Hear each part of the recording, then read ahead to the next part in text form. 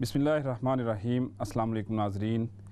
इस्लाम channel Urdu के programme सेहत है ज़िंदगी में मैं हूं आपका मेज़बान रिज़वान अरशद। नाज़रीन, जैसा कि आपको इल्म है कि हम अपने इस प्रोग्राम में सेहत के मसाइल के हवाले से गुफ्तगू करते हैं। हम आपके सवालात के जवाबात देने की भरपूर कोशिश करते हैं। हमारे साथ यहाँ पर एक्सपर्ट डॉक्टर मौजूद होते हैं। आप उनसे किसी भी किस्म का अपनी सेहत से मुतल्लिक़ सवाल कर सकते हैं। हमारे इस प्रोग्राम को अब अल्हम्दुलिल्लाह बहुत जगहों पर पजीराई मिल रही है। हमारे सोशल मीडिया के ऊपर भी सवालात आ रहे हैं और बराह रास्त कॉलों के ज़रिए भी आप लोग सवालात पूछ रहे हैं, जिसके लिए इस्लाम चैनल उर्दू और हमारी टीम आप सबकी ममनून भी है। नाज़रीन, मैं आपको बताता चलूँ कि आज का जो हमारा प्रोग्राम है उसको हमने स्पेसिफ़िकली फ़ीवर के हवाले से रखा है कि बुखार क्या है, उसकी क्या अलामात हैं और उसकी क्या इक़साम हैं, वो किस तरह इंसानी सेहत के ऊपर असर अंदाज़ होता है। और हमारे पास इस वक्त जो मेहमान शख्सियत मौजूद हैं, आप उनको जानते हैं, जनाब डॉक्टर अलमास काजी साहब, जो NHS कंसल्टेंट हैं। हम डॉक्टर साहब के बेहद मशकूर हैं कि वो अपने कीमती वक्त में से हमें ये लम्हात मुहैया कर रहे हैं। मैं आप लोगों को बताता चलूँ कि आप हमारे फेसबुक पेज के ऊपर भी अपना सवाल छोड़ सकते हैं और आप हमें टेलीफोन लाइंस के ऊपर भी सवाल दे सकते हैं। हम पूरी कोशिश करेंगे कि हम आपके सवालात के जवाबात दे सकें। लेकिन जब आप सवाल करें तो मैं आपको बताता चलूँ कि 2-3 चीज़ों का ख़ास तौर पर ख्याल रखें। सबसे पहली चीज़, आप वाज़े तौर पर अपना नाम बताएं और जब सवाल कर रहे हों तो अपने टीवी को म्यूट पर कर दें या उसकी आवाज़ बहुत कम कर दें। दूसरी, आप अपनी एज लाजमी बताएं कि आप किस एज में हैं। अगर आप अपने बारे में सवाल कर रहे हैं तब भी, लेकिन अगर आप अपने किसी फैमिली मेम्बर के बारे में कुछ पूछना चाहते हैं तो भी। हम अपने प्रोग्राम में अभी चलते हैं डॉक्टर साहब की तरफ। डॉक्टर साहब, मैं आपसे सबसे पहले ये पूछना चाहूँगा कि इस वक्त जो कोरोना की सूरत हाल है, अभी तो लॉकडाउन भी UK के अंदर जो है उसको उन्होंने रिलीज़ कर दिया है, लेकिन इस पैराडेमिक में कहा यह जा रहा है कि ये एक्चुअली जो इसके सिम्टम्स हैं उसमें से सबसे अहम एक बुखार है, यानी फ़ीवर है, जिसकी वजह से आप इसमें मुब्तला होते हैं। जी। तो सबसे पहले तो मैं ये चाहूँगा आपसे पूछना, हमारे नाजरीन को बताएं, हमारी जो व्यूअरशिप है वो आपसे बेहद जो है वो मानूस भी हैं, प्रोग्राम आपका देखते हैं। तो सबसे पहले तो ये बताएं कि फ़ीवर है क्या और इसकी क्या इक़साम है और मौजूदा हालात के अंदर इसने किस तरह जो है सेहत के मसाइल को इफ़ेक्ट किया है। बहुत शुक्रिया। औज़ुबिल्लाहि बिस्मिल्लाहिर्रहमानिर्रहीम। रिज़वान, ये बहुत अहम सवाल है क्योंकि आज के लोगों को, नाज़रीन को ये पता होना चाहिए कि बुखार जो है वो है क्या। बेसिकली बुखार जो है वो ये सिम्टम भी है, जिसको हम कहते हैं कि बीमारी की एक अलामत भी है, और ये एक साइन भी है। साइन होता है जो बीमारी के सिम्टम के साथ अगर हम जैसे डॉक्टर है वो चीज़ें देखते हैं कि इनकी सिम्टम्स क्या है। तो ये बहुत ही अहम जो है ना ऑब्ज़र्वेशन साइन होता है एक बुखार। जितने भी हम डॉक्टर हैं, जब भी हम किसी मरीज़ को देखते हैं तो उसमें सबसे पहले उसकी दिल की धड़कन देखते हैं, जिसको हम नब्ज़ कहते हैं, फिर बुखार देखते हैं, फिर उसकी सांस देखते हैं कि उसकी सांस की जो रफ्तार है वो सही है और उसकी सैचुरेशन वो सही है, नॉर्मल है, सही है। और उसके अलावा जो है ना ब्लड प्रेशर देखा जाता है। तो ये जो है ना वाइटल साइंस कहलाते हैं। तो ये एक इसलिए अहम है कि ये एक वाइटल साइन है और ये बेशुमार बीमारियों को रिप्रेजेंट करता है। किसी एक बीमारी की अलामत या एक बीमारी का साइन नहीं हो सकता। सही है। ये एक तरह से उस बीमारी की प्रेजेंटेशन है, ये अपने आप को प्रेजेंट करता है। अगर किसी को कितनी भी बड़ी बीमारी हो और उसकी कोई अलामत ना आ रही हो, जैसे किसी के पेट में कोई रसौली और दर्द ना हो रहा हो, तो उसको नहीं पता चलेगा। इसी तरह बुखार है, वो जब भी पता चलता है उसको कि वो अनवेल हो गया है या बीमार हो गया है, जब बुखार होता है उसको। अगर बुखार ना हो और उसके नमूनिया हो या कोई गाल ब्लैडर में कोई इन्फेक्शन हो या किसी भी जगह इन्फेक्शन हो या यूरिन में इन्फेक्शन हो, तो उसको पता नहीं चलेगा। तो ये एक तरह की अभी आपने बात की नमूनिया की भी, तो ये कैसे आप इसको डिफ़र करेंगे फ़ीवर को नमूनिया से? क्योंकि बहुत सारे लोग ये भी समझते हैं जब उनको पसीना वगैरह आता है, हाँ। तो हमारे यहाँ ये कल्चरल बात भी है कि बग़ैर डॉक्टर से मशवरा किए, बग़ैर GP को दिखाए कहा यह जाता है जी कि इसको नमूनिया हो गया है। तो नमूनिया क्या चीज़ है? नमूनिया जो है ना, जैसे कोई भी ऑर्गन हो, अगर मैं सर से लेके और पैर तक आ जाऊँ तो 101 काजेज़ हो जाएंगे बुखार के। सही है। उसमें क्योंकि जितने भी ऑर्गन हैं और उसमें सिर्फ आइटिस लगाते चले जाएं आप, आइटिस में होता है इन्फ्लेमेशन। अगर आप ब्रेन से शुरू करें, मेनिंजीज होती हैं झिल्ली, जैसे आपने सुना होगा गर्दन तोड़ बुखार, बिल्कुल ऐसे ही है, सुना है ना, ये काफ़ी कहा जाता है कि गर्दन तोड़ बुखार कहते हैं उसको, मेनिंजाइटिस कहा जाता है। सही है। तो ये मेनिंजीज में इन्फ्लेमेशन होगी और उसमें गर्दन तोड़ इसलिए होता है कि वो ढल जाती है गर्दन उसके अंदर, इतने शदीद होता है। उसके नीचे दिमाग होता है, उसमें इन्फ्लेमेशन हो जाए तो एनकेफेलाइटिस हो जाता है। इसी तरह नीचे आइए, आंखों में आए कंजक्टिवाइटिस, आपने देखा होगा आंखें लाल होती है, बिल्कुल सुरख हो जाती है, उसमें भी सुरख होती है, दर्द होता है, बुखार भी हो सकता है, कंजक्टिवाइटिस हो जाएगा। उसके पीछे चले जाएं तो यूवीआइटिस हो जाता है। इसी तरह नीचे आए टॉन्सिलाइटिस, आपने सुना होगा, बहुत कॉमन है बच्चों के अंदर टॉन्सिल। ये आपके जो हड्डी है ये खोखली है अंदर से, सही है, इसके अंदर इन्फेक्शन और साइनोसाइटिस हो जाएगा। ये सारी चीज़ें बुखार से प्रेजेंट कर सकती हैं। इसी तरह नाक के अंदर इन्फेक्शन हो जाए, राइनाइटिस हो जाएगा। मुंह में आइए स्टोमेटाइटिस हो जाएगा। यानी अभी तो आपने चेहरे तक इतनी अलामात गिनवा दी हाँ, हैं, ये तो सब चीज़ें जो है ना, ये पेन बुखार के साथ प्रेजेंट कर सकते हैं, जिसमें टॉन्सिलाइटिस बहुत अहम है। सही है। कान में जाइए, ओटाइटिस मीडिया कहते हैं, इसके 3 हिस्से होते हैं कान के, इनर, मिडल और बाहर का एक्सटर्नल। तो जो मिडिल एयर है उसके अंदर इन्फेक्शन बहुत कॉमन होता है, बाहर भी हो सकता है, बॉयल बन जाता है, वही बुखार से प्रेजेंट करता है, बहुत शदीद दर्द होता है, क्योंकि हड्डी के ऊपर स्किन होती है और उसके नीचे स्पेस नहीं होता, बिल्कुल चिपकी होता है, उसके नीचे कोई अगर चीज़ डेवलप हो तो वो बहुत शदीद पेन करती है, ऐसा लगता है कि फाड़ के निकल जाएगी, टीसें पड़ती है लोगों को, बुखार से प्रेजेंट करेगा। क्योंकि जो ऑर्गेनिज्म इसको काज करता है वो बुखार के साथ जो है ना उसका ताल्लुक बहुत है। पायोजेनिक कहते हैं इसको, पायोजेनिक वो ऑर्गेनिज्म होते हैं जो बुखार को प्रेजेंट करते हैं। क्योंकि जब भी कोई बॉडी में इन्फ्लेमेशन होती है, एक बॉडी की डिफेंस मैकेनिज्म है वो एक्टिवेट होता है और उसमें एक केमिकल रिलीज होते हैं, इनको साइटोकाइंस कहते हैं, जिसमें IL-2 जिसे कहते हैं, वो आपके ब्रेन में एक जो है ना थर्मोस्टेट लगा हुआ है, अल्लाह ताला ने लगाया है, सही है, हाइपोथैलेमस के अंदर, और वो उसकी एडजस्टमेंट जो है उसको बदल देता है। वो जो केमिकल रिलीज हो रहा है इन्फेक्शन के नतीजे में वो उसका जो है ना वो उसको बढ़ा देता है। यानी कि जो थर्मोस्टेट जो अभी हम बात करें कि नॉर्मल फीवर कितना है, अगर आप पूछ सकते हैं मुझसे, तो जैसे किसी भी बॉडी की कोई भी आप नापते हैं, थोड़ा सा वेरी करता है सुबह से लेकर शाम तक, लेकिन बहुत मामूली से जो आप महसूस नहीं कर सकते। इसी तरह आप जैसे ब्लड प्रेशर है वो वेरी करता है, आपका कद वेरी करता है, आप सुबह जब उठते हैं आपका कद थोड़ा सा बड़ा होगा, आप शाम को नापेंगे थोड़ा कम होगा। अच्छा, हाँ, तो बहुत सारी ये वेरिएशंस होती हैं। तो जो नॉर्मल है वो टेम्परेचर होता है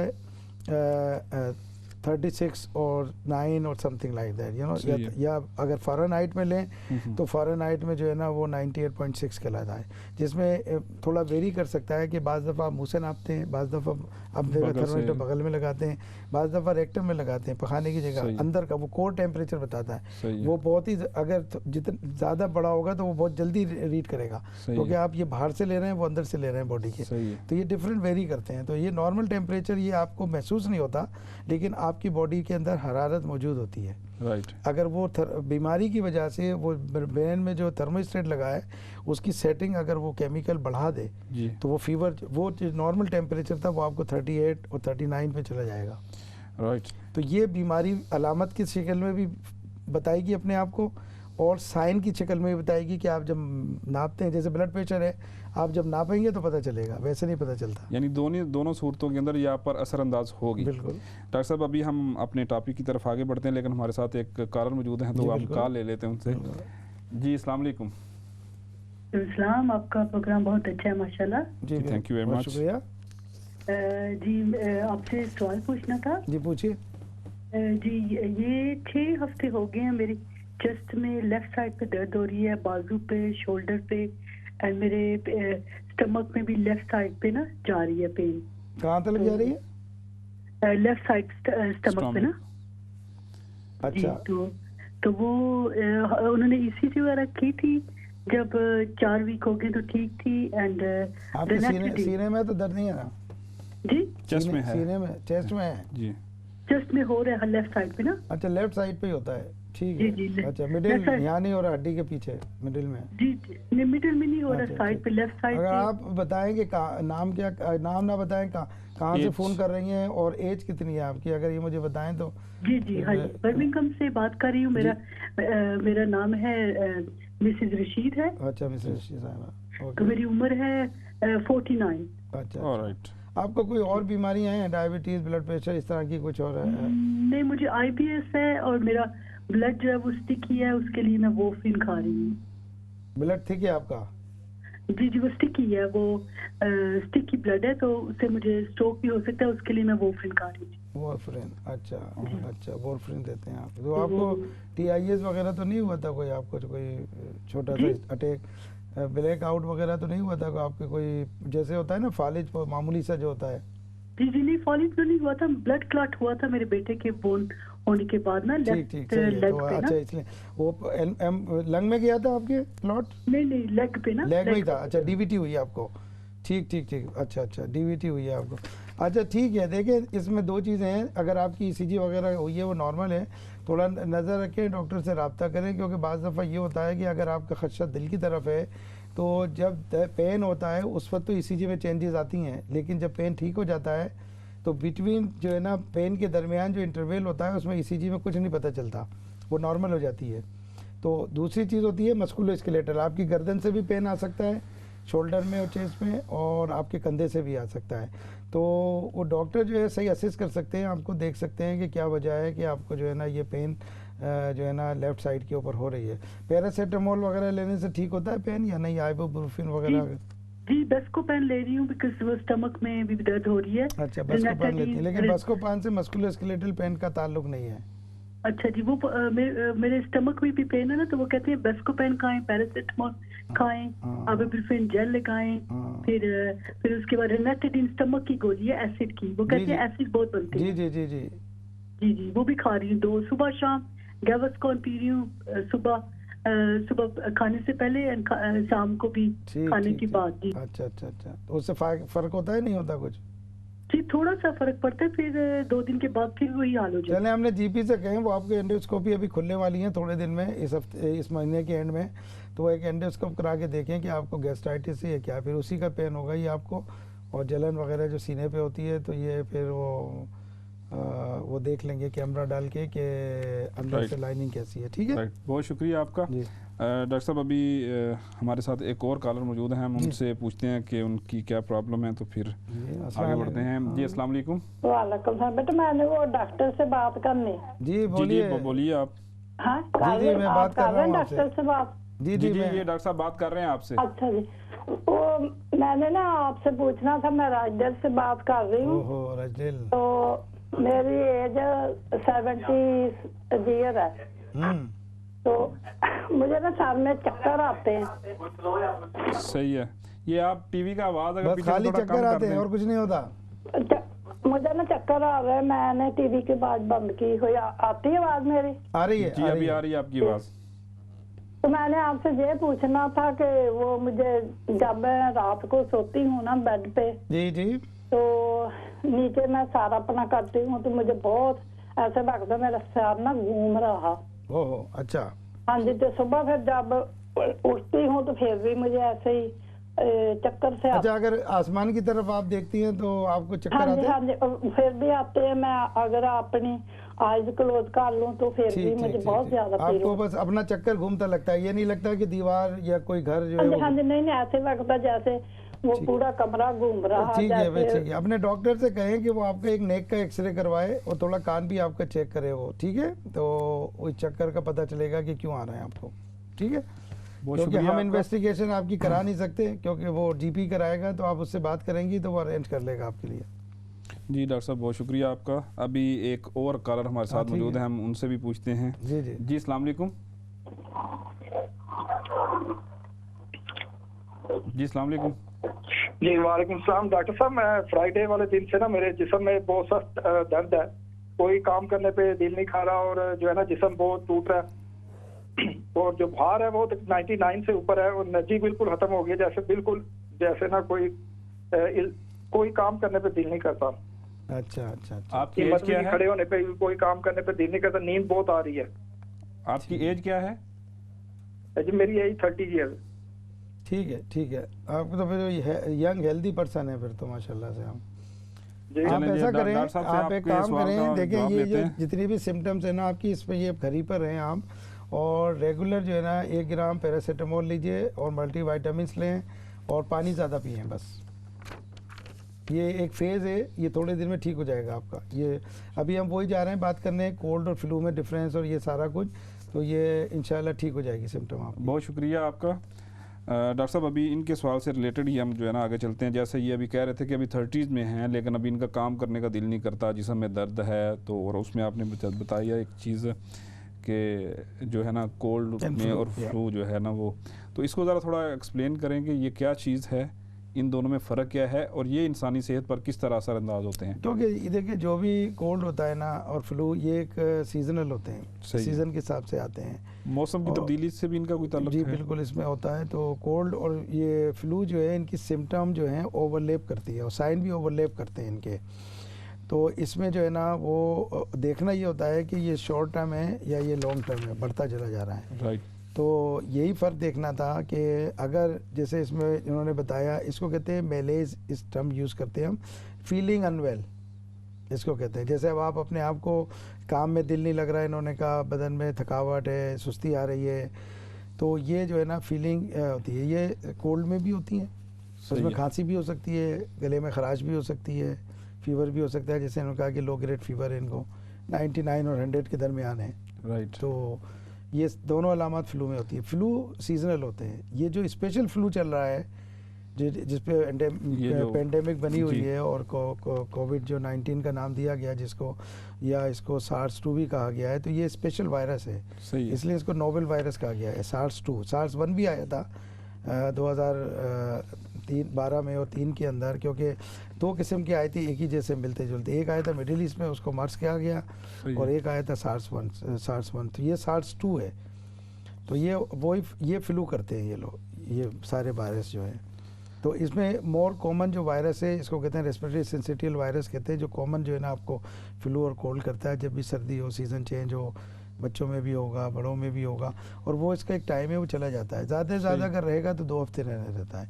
ये बड़ी ज़रूरी है जानना कि बुखार कितने दिन तक रहेगा। मैं असल में इसी तरफ आ रहा हूँ कि ये तो फिर बड़ी कन्फ्यूजन वाली बात हो जाएगी कि अगर देखें किसी फ़र्द को सिर्फ बुखार है और वो उसको कोविड-19 की तरफ नहीं लेके जा रहा, तो कैसे पता चलेगा कि ये इस बंदे में वायरस वाला बुखार नहीं, जस्ट एक नॉर्मल फीवर है, और एक फ़र्द है कि उसको कोरोना है या कोविड की मतलब वो उसमें बीमारी में मुब्तला है और बुखार है। बहुत अच्छा सवाल है आपका। तो ये किस तरह से वो? हाँ, इसमें जो हुआ, देखें हम ये 2-3 प्रोग्राम कर चुके हैं और हमने जो है ना इसके ऊपर काफ़ी डिटेल में जो है ना बहस की है इसके ऊपर।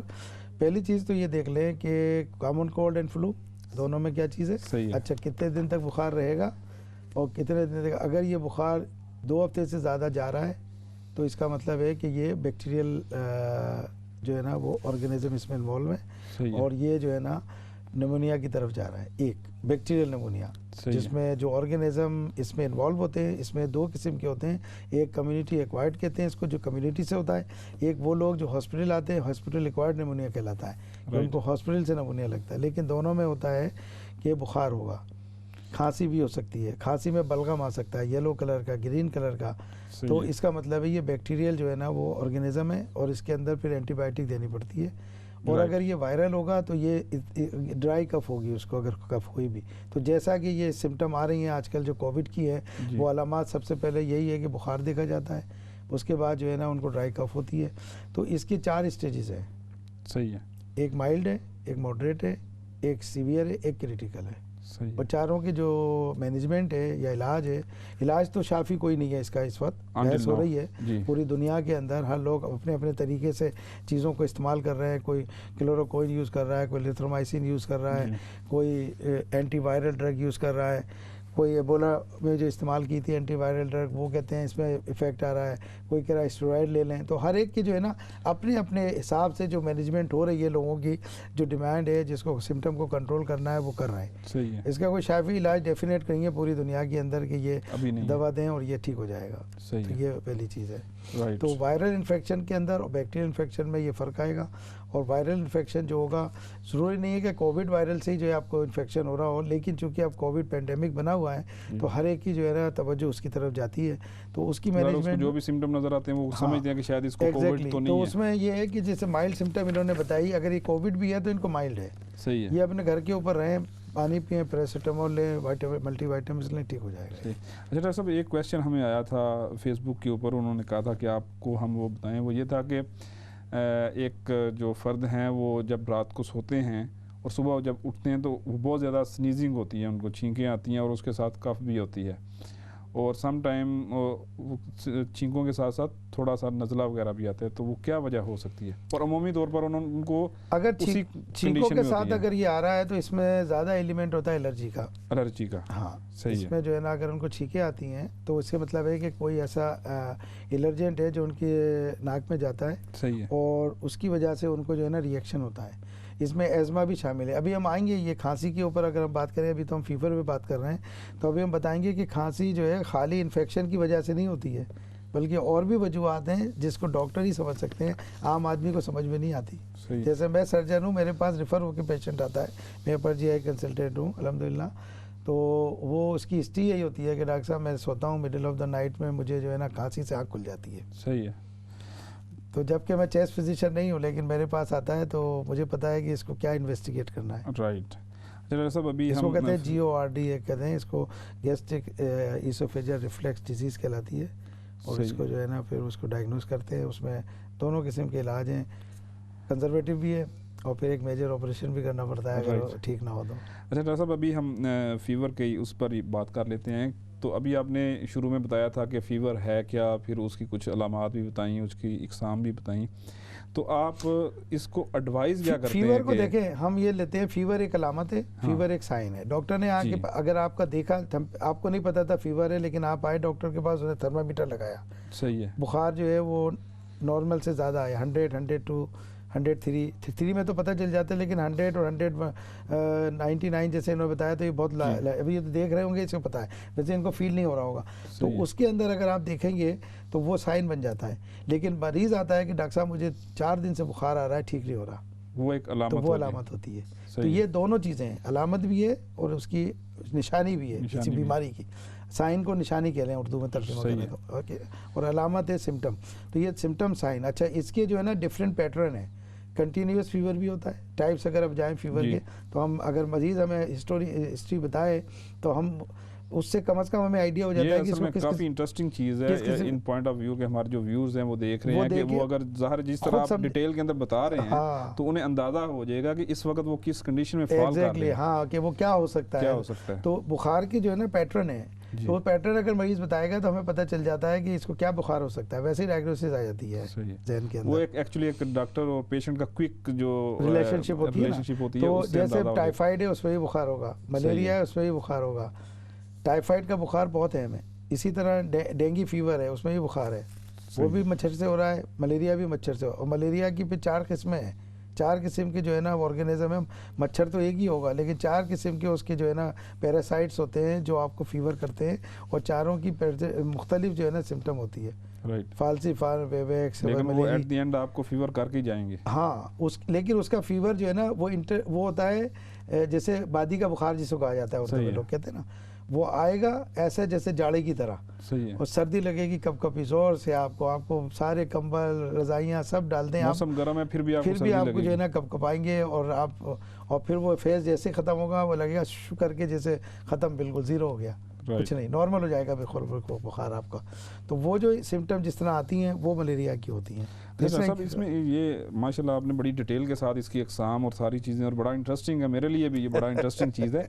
लेकिन इसमें एक चीज़ बताएं कि क्या उम्र के फ़र्क से ये चीज़ मुख्तलिफ होती है, यानी जो अडल्ट हैं, जो माइनर्स हैं, जो फिर बूढ़े लोग हैं, बीमारियाँ मुख्तलिफ हो सकती हैं, लेकिन जैसे टाइफाइड है बच्चों का, टाइफाइड और एडल्ट का टाइफाइड वो एक ही तरह प्रेजेंट करेगा, और वो उस बुखार को हम कहते हैं रेमिटेंट फीवर। सही है, उसको कहा जाता है। उसका रेमिटेंट का मतलब ये होता है कि अगर नर्स मेरे सामने ग्राफ बना के लाएगी, मरीज़ कोई दाखिल हुआ 2 दिन से, अगर वो सामने ग्राफ रखेगी तो वो बुखार ऐसे होगा जैसे आप देखते हैं आरी होती है काटने वाली, तो उसकी जो काटने वाली जो आगे से नोक्स जो बनी होती है, नोक बनी है, वो आप देखें नोक जो है ना वो ऊपर नीचे जा रही होती है, बिल्कुल बेस पे नहीं जाती, ऐसे ही है। तो बिल्कुल इसका पैटर्न ऐसा आएगा आरी की तरह से। ये इसे कहते हैं रेमिटेंट फीवर, यानी कि बुखार फ्लक्चुएट कर रहा है कम ज़्यादा, जैसे 101 था, 103 हुआ, 101 हुआ, लेकिन बेस को नहीं टच कर रहा, नॉर्मल नहीं हो रहा। सही हो गया। तो ये रेमिटेंट फीवर होता है। इससे पता चलता है कि कौन कौन सी बीमारियां हैं जो रेमिटेंट फीवर से जो है ना प्रेजेंट करेंगी। ठीक हो गया। इसी तरह इंटरमिटेंट फीवर है। इंटरमिटेंट फीवर में क्या होगा, ऊपर जाएगा, बेस पे आएगा, ऊपर जाएगा, बेस पे आएगा, ऊपर। डॉक्टर साहब, कंटिन्यूस फीवर कंटिन्यूस चलेगा, क्योंकि इसमें कैंसर होता है, उसमें भी बुखार हो सकता है। सही, बहुत शुक्रिया आपका। नाजरीन, हम अभी फीवर के ऊपर बात कर रहे हैं। अभी यहाँ पर वक्त हुआ चाहता है एक छोटी सी ब्रेक का। हम ब्रेक के बाद दोबारा वापस आएंगे तो डॉक्टर अलमास काजी हमारे साथ मौजूद होंगे।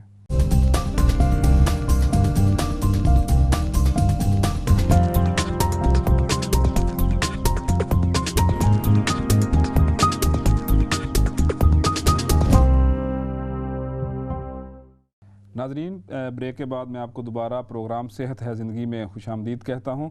नाजरीन, ब्रेक पर जाने से पहले हम गुफ्तगू कर रहे थे बुखार पर, उसकी इकसाम पर, और फिर उसका कितनी जो है टाइप्स हैं और उसका क्या इलाज है।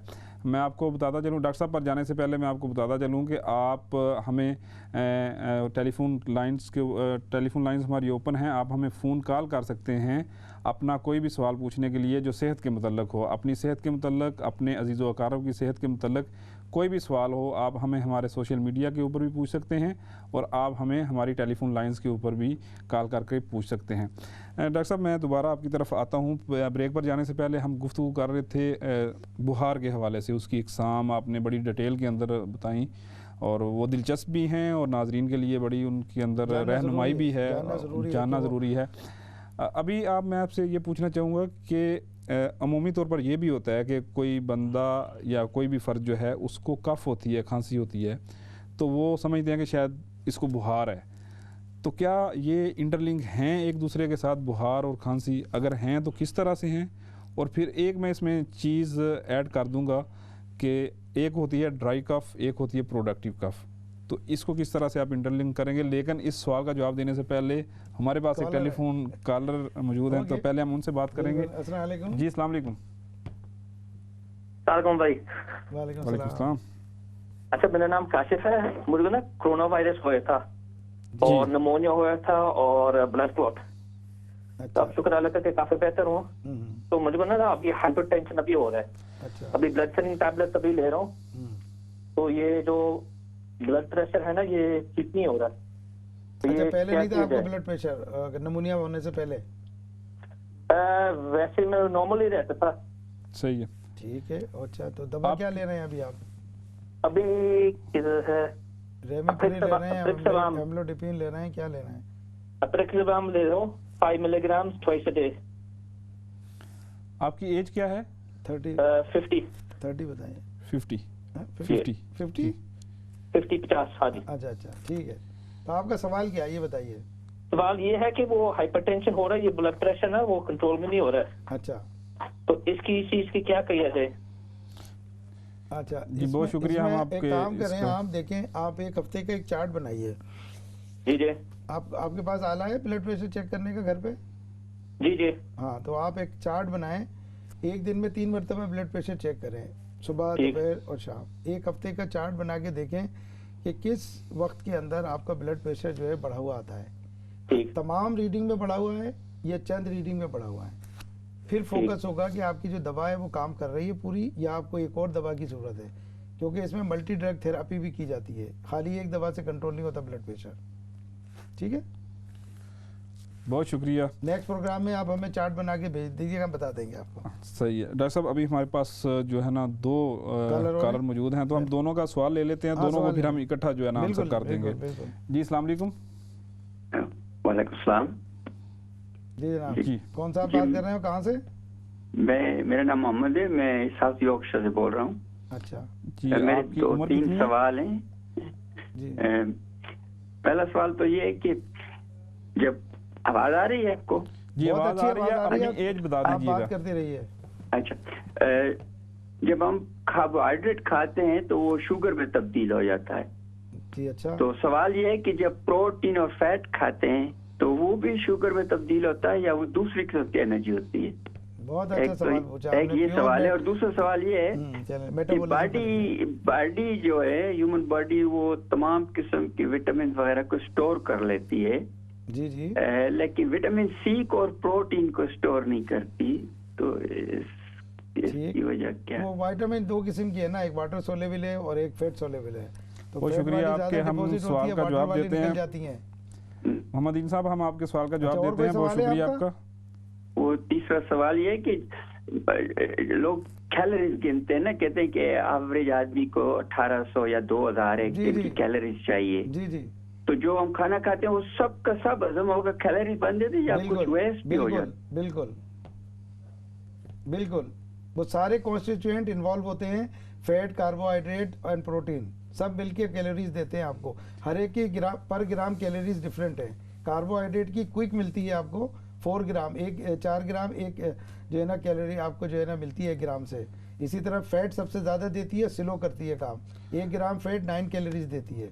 लेकिन वो भी शुगर में तब्दील हो जाती है या वो तब्दील हो सकती है? बिल्कुल, ज़रूरत हो अगर बॉडी को, अगर तमाम कार्बोहाइड्रेट आपके जो बॉडी के स्टोर हैं वो अगर यूटिलाइज हो जाए और डिप्लीटेड हो जाए तो फिर आपका फैट काम करेगी, फैट भी खत्म हो जाए तो प्रोटीन टूटेगी आपकी बॉडी से। ये पूरा इंटरलिंक होता है सारा सिस्टम। अभी डॉक्टर साहब हमारे साथ दूसरे कारण हम उनका भी ले लेते, फिर इनको जो है इनका जवाब दे देंगे वो पहले वाले सवाल का। चलो सही है जी। अस्सलाम वालेकुम। वालेकुम सलाम, क्या हाल सर? ठीक है जी, अल्लाह का शुक्र है। आप सुनाइए कैसे हैं? अल्हम्दुलिल्लाह। मैं मोहम्मद ताज डरबी से बोल रहा हूँ। ओह माशाल्लाह, वेरी गुड। डरबी के क्या हाल चाल है जनाब? अल्हम्दुलिल्लाह ठीक ठाक डॉक्टर साहब। रोड राइज सही चल रही है? सही चल रही है डॉक्टर साहब। जी आप सवाल पर। डॉक्टर साहब मेरी एज है 57। अच्छा। मुझे अनीमिया है और ब्लड काउंट लो है और व्हाइट सेल आई है। ओहो, अनीमिया कौन सा है आपको? आयरन डेफिशिएंसी है या B12 है? आयरन डेफिशिएंसी है। अच्छा, तो वो तो फिर आप दो हफ्ते का रेफरल लेके जीपी से चले जाए, इन्वेस्टिगेशन करवा लें। आप मेरे पास आ जाए लेटर लेके, मैं आपको इन्वेस्टिगेट कर दूंगा। आयरन डेफिशिएंसी है, 2 हफ्ते का रेफरल होता है इसके ऊपर। 57 आयरन जीपी ने रेफर किया हुआ अमेटोलॉजी स्कूल। हाँ, तो वो तो बहुत अच्छा अस्पताल है, डरबी शायर के जो हॉस्पिटल है आपका, मैं गया हूँ वहाँ पे। उसने टेस्ट कराए हैं, ब्लड टेस्ट, वो कहता है कि नहीं, अभी एंडोस्कोपी खुलने वाली है, बहुत सी जगह खुल गई है, वो कर देंगे, एंडोस्कोपी करेंगे ऊपर की और नीचे की दोनों की, वो देखना पड़ेगा आपका। वो मेरे की स्कोपी हो गई है। अच्छा, तो वजन तो कम नहीं हो रहा आपका? वजन 70 किलो है। अच्छा, अभी आपका क्वेश्चन इसमें क्या है कि आप पूछना क्या चाह रहे हैं डॉक्टर साहब से? मुझे मशवरा दें कि जिगर खून ही पैदा करता, क्या वजह है? बहुत शुक्रिया जी आपके सवाल का जवाब देते हैं डॉक्टर साहब। देखना पड़ेगा, हेमेटोलॉजिस्ट को रेफर करेंगे। अगर आपकी एंडोस्कोपी नॉर्मल है तो वो आयरन डेफिशिएंसी के लिए हेमेटोलॉजिस्ट के पास भेजेंगे ताकि वो आपका चेक करें कि आपकी जो बोन मेरो है वो खून क्यों नहीं बना रही। आयरन भी चेक करेंगे आपकी बॉडी का कि वो तो कम नहीं है, जरूरत ही पता चला स्टोरी नहीं है मौजूद तो बनेगा क्या। अच्छा डॉक्टर साहब, इनसे पहले तारक साहब से पहले जो है ना सवाल किया था कि जो कार्बोहाइड्रेट हम खाते हैं तो वो शुगर में तब्दील होता है, तो जो विटामिन और प्रोटीन जो हम खाते हैं, तीनों जवाब दे दिए मैंने। उनको बता दिया था कि जितनी भी हम खाते हैं वो सब जाके जो है कैलोरीज बनती हैं। सही है। दूसरी मैंने बता दिया था कि 1 ग्राम जो ग्लूकोज है वो 4 कैलोरीज देता है, 1 ग्राम प्रोटीन 4 कैलोरीज देती है, 1 ग्राम फैट 9 कैलोरीज देती है। तो ज़रूरत होती है पहले जो आपको बॉडी को जितनी कैलोरीज की ज़रूरत होगी, क्योंकि पर बॉडी वेट आपकी कैलोरीज देखी जाती हैं और फिर उसमें एडअप किया जाता है। तो जैसे अब आपका वज़न अगर 50 kg है तो 50 टाइम्स जो है ना वो बेसिक जो कैलोरीज है उसको टाइम्स करके निकालते हैं, ये कैलोरीज हुई, और उसमें एडअप करते हैं कि आपका काम कैसा है, बैठने का है, दौड़ने का है, मजदूरी का है, सही है, कितनी आपको एक्स्ट्रा एनर्जी चाहिए।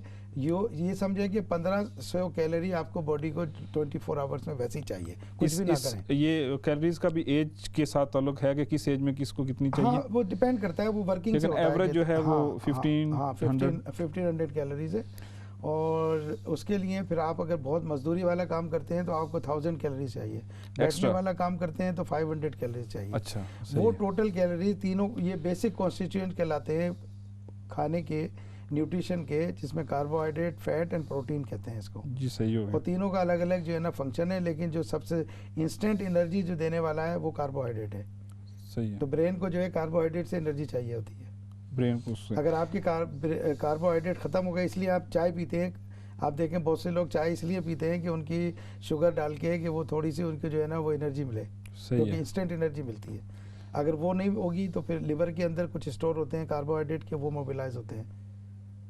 अच्छा डॉक्टर साहब, इससे मिलता जुलता अगर मैं सवाल आपसे एक कर लूँ, ज़ाहिर है कुछ लोग बड़े डाइट कॉन्शियस होते हैं। फॉर एग्जांपल हमारे कल्चर के अंदर रोटी या पराठा इसको बड़ी वो कहा जाता है कि उसके बगैर तो गुजारा ही नहीं है।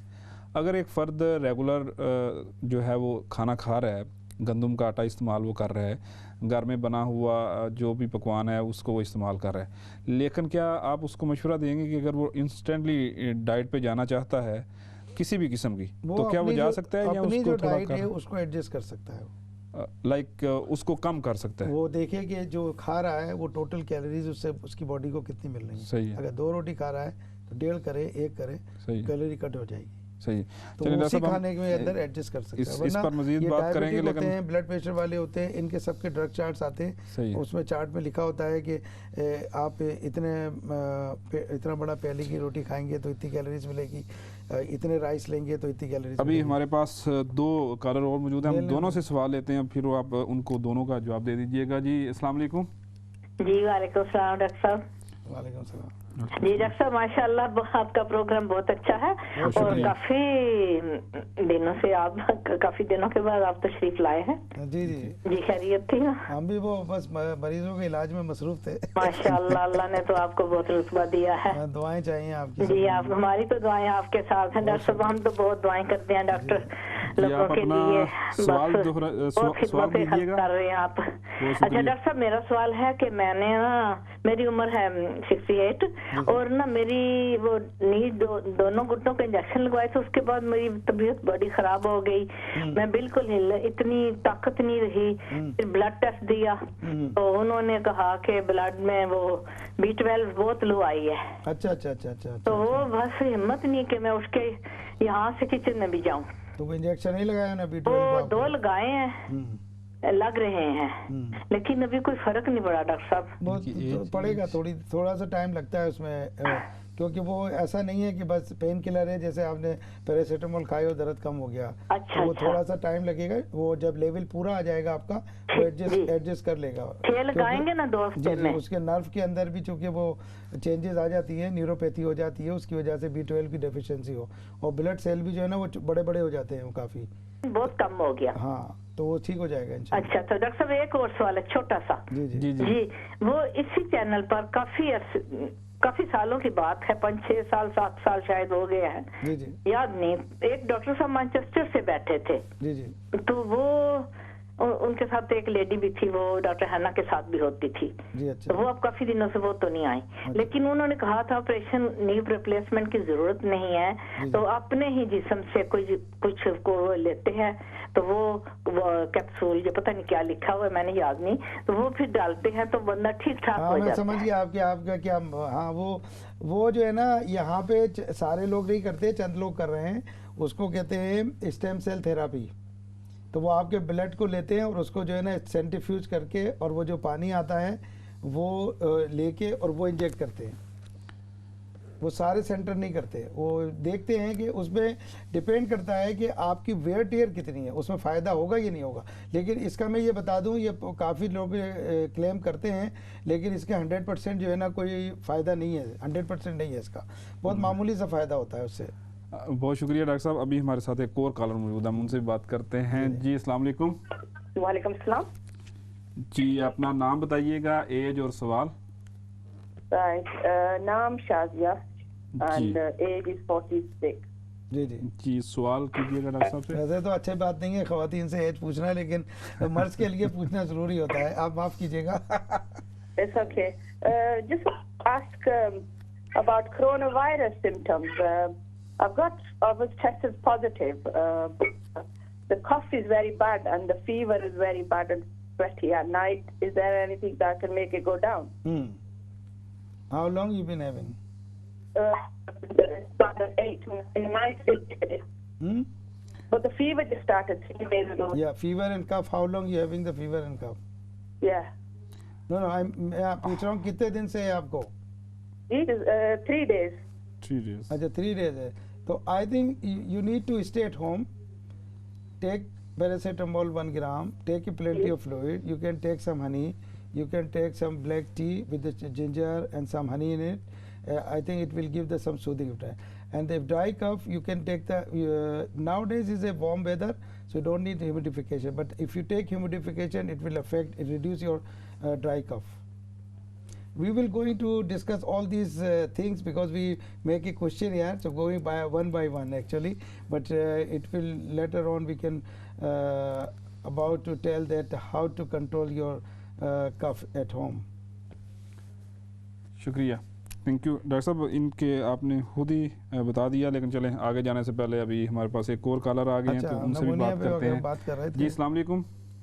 वालेकुम सलाम, डॉक्टर साहब से बात करनी थी। जी बोलिए। अस्सलाम वालेकुम व रहमतुल्लाहि व बरकातहू। वालेकुम सलाम। डॉक्टर साहब मुझे कोई 20 दिन हो गए एसिड की तकलीफ है। मेरे पेट में जो है ना बहुत गैस प्रोड्यूस हो रही है और वो ऊपर आती है जब चेस्ट में तो बर्निंग होती है, फिर जो है डकार की शक्ल में बाहर निकलते हैं और मेरे सिर में भी चली जाती है।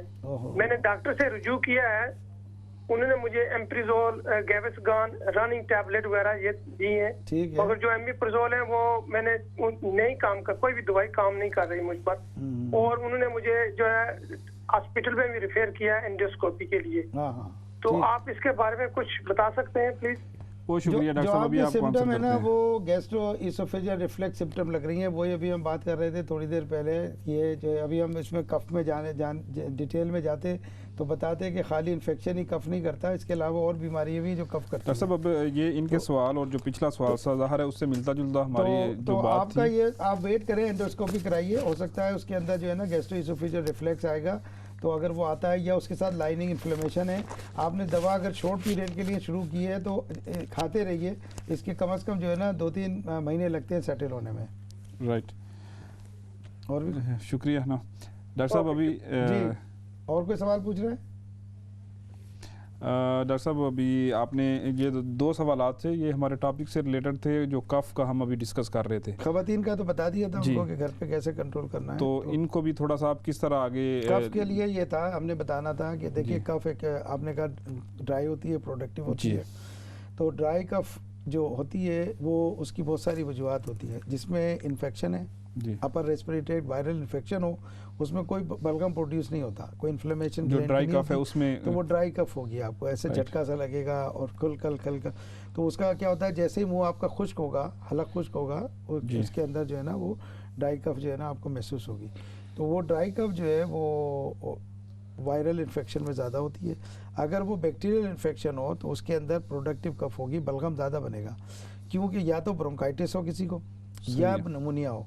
यानी कि अब हम यहाँ दिखा नहीं सकते, वरना ये हवा की जो नाली जब नीचे जाती है वहाँ पे एक जो है ना इस तरह से एक थैली सी बनी हुई होती है, पतली लेयर की, उसको अल्विलाई कहते हैं, जिसके ज़रिए गैस एक्सचेंज होती है। ऑक्सीजन जो है वो वहाँ से ब्लड में चली जाती है और ब्लड से कार्बन डाइऑक्साइड जो है वो अंदर आ जाती है, और फिर सांस के ज़रिए जब हम एक्सहेल करते हैं वो निकलती है। जब इनहेल करते हैं तो ऑक्सीजन अंदर लेते हैं, तो वो वहाँ तक पहुँचती है, उस झिल्ली तक, और वहाँ पे एक्सचेंज होती है। ये अगर वहाँ पे इन्फेक्शन हो जाए उस झिल्ली में, तो क्या होता है कि वो एक्सुडेट प्रोड्यूस करता है, इसको कहते हैं फ्लूइड, इन्फ्लेमेटरी फ्लूइड होता है, एक पानी की तरह से जो है ना वहाँ पे जमा होना शुरू हो जाता है उस थैलियों के अंदर। और उस थैली में पानी जमा होने की वजह से ये होता है कि जो ऑक्सीजन एक्सचेंज होनी थी वो नहीं होती, क्योंकि जब ऑक्सीजन आएगी तो उसके आगे पानी का बैरियर है।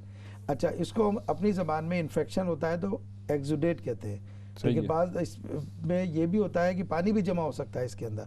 बाज़ लोग हार्ट फेलियर के होते हैं लोग, उसके अंदर इतना हो गया है कि वो हार्ट पंप नहीं करता, तो वो पानी रिस्क उसमें चला जाता है ब्लड से, तो वो ट्रांसुडेट कहते हैं उसको। उसमें इन्फेक्शन नहीं है लेकिन पानी मौजूद है। लेकिन डॉक्टर साहब ये किसी भी फर्द को कैसे, फ़र्ज़ करें अगर मुझे कफ है तो कैसे पता चलेगा कि ये वायरल है या बैक्टीरियल है? इसकी अलामत ये है कि जो बैक्टीरियल होगा वो बहुत लंबा होगा, 2 हफ्ते से ज़्यादा चला जाएगा, उसमें फीवर भी होगा, वो बुखार भी चलेगा 2 हफ्ते तक। 2 हफ्ते तक आप बैठते हैं कहते हैं वायरल है, जीपी भी ये करते हैं, आप जाते हैं कहते हैं वायरल है, चलो आप ये ले लो, 2 हफ्ते तक वो ऑब्जर्व करते हैं। 2 हफ्ते के बाद नहीं ठीक होता, then think about this maybe is bacterial. तो बैक्टीरियल में क्या होता है, या तो बलगम प्रोड्यूस होगा जब आप निकालेंगे बलगम, क्योंकि बलगम जब बनेगा, बलगम क्या होता है कि जो ग्लैंड सिक्रीशंस होती हैं वो प्रोड्यूस होना ज़्यादा शुरू हो जाती हैं इन्फ्लेमेशन की वजह से, और वो जो है निकलती हैं ऊपर, क्योंकि ये एक नेचुरल मैकेनिज्म है कि कोई भी चीज़ अगर हवा की नाली में फंसेगी वो खांसी करके उसको फेंकेगा। एक सवाल हमारे पास आया था कि हमारे एक जानने वाले, उन्होंने हमें बताया कि वो अभी रिसेंटली फरवरी और मार्च में जो है सऊदी अरेबिया से विज़िट करके आए फॉर लाइक 2 or 3 वीक्स, वो वहाँ पर ठहरे, वापस आए तो उनको जो है वो कफ स्टार्ट होगी।